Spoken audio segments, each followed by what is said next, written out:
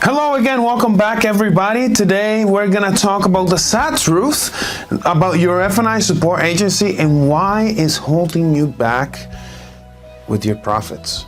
I'm your host Al Salas, and thanks again for tuning in. And obviously I am with F&I Direct, very grateful to have you here today. So let's just get right into it. The first thing that we see consistently, day in and day out when we go to dealerships, is that they're not at your store. You see, you have these support companies out there that you may not know that you're paying them a lot of money to, and by having their products and services in your dealership, and they're just not there for you. So, and when you need them. And sometimes you even make a phone call, and it might be a day or two when for you to get a phone call back, and you're just like, okay, well, I guess my customer can wait. So that's the number one thing that we see, because it leads to the second thing, which is lack of continuous training at your store. F&I, if you've tuned into our show before, F&I, as you know, and we talk about it all the time, it is not something that you can master in a day, a month, even sometimes a year. It takes a lot of time to master. Not only is it a skill, but it's also an art form.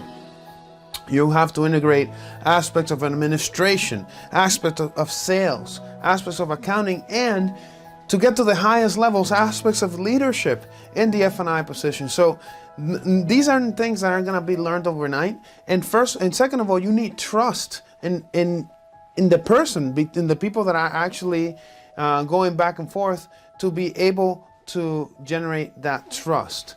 Number 3 is the lack of more time spent with the business manager. We see a lot of times, this is something that very common, that once the representatives do come in for your agencies, they'll sit down with you and spend the whole afternoon with you, and they're supposedly there to be training your F&I managers so that they can be generating you more profits.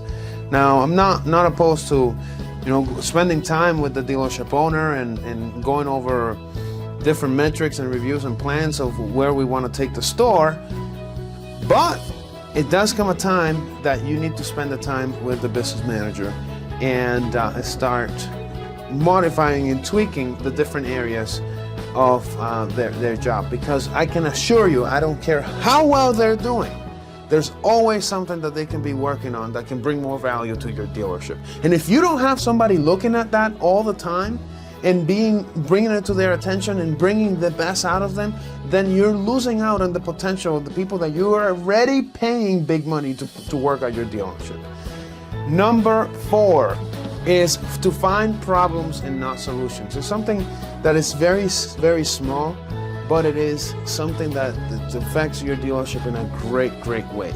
See, when you have somebody that is going into your store and just consistently looking at what is wrong versus how they can improve it. I mean, granted that you need to identify the problem before you can actually address it.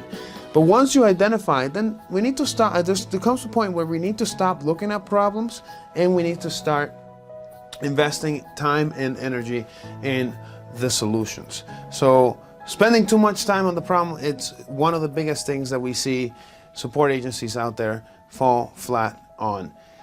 Number 5, what is it? I think that we're on number 5, is meetings with your F&I managers are just simply not productive. I've been in plenty of those meetings before starting my company, and really, it's honestly sad. Just the type of conversations that you're having. I mean, you're not having a conversation where you're drilling down with somebody's numbers, what their performance is, what they can do to improve, what tools can they take out of that conversation today that they can actually get more out of. And plus, there's not that continuous support, which is number 6, that lack of support for your F&I department, where somebody can pick up the phone saying, how do I work this deal? What's the best way to approach this customer? How should I do this menu? How should I sell this product? This is the situation that I have. So little details that make a big difference when it comes to the profitability of the store, especially when you have somebody giving you support that knows what they're doing and that has been in the F&I hot seat. So these are things that you need to keep in mind. Number 7 is that your F&I department has little to no respect for your actual representatives, unfortunately. Don't take my word for it. Go back to your store and ask that question.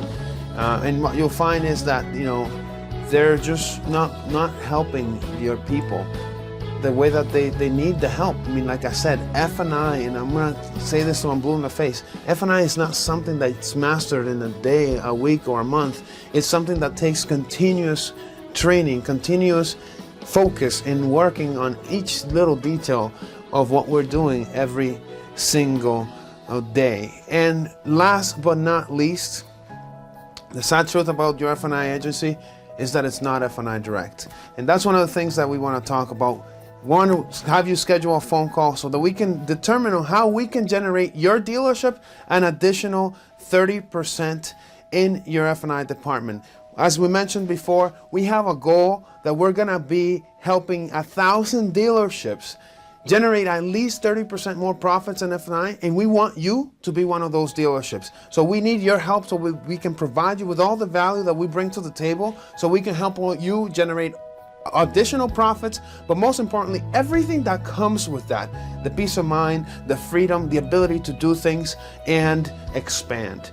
I'm your host, Al Salas. Thanks again for tuning in, and I appreciate you for everything that you do and being part of this community. Thanks again. See you in the next video.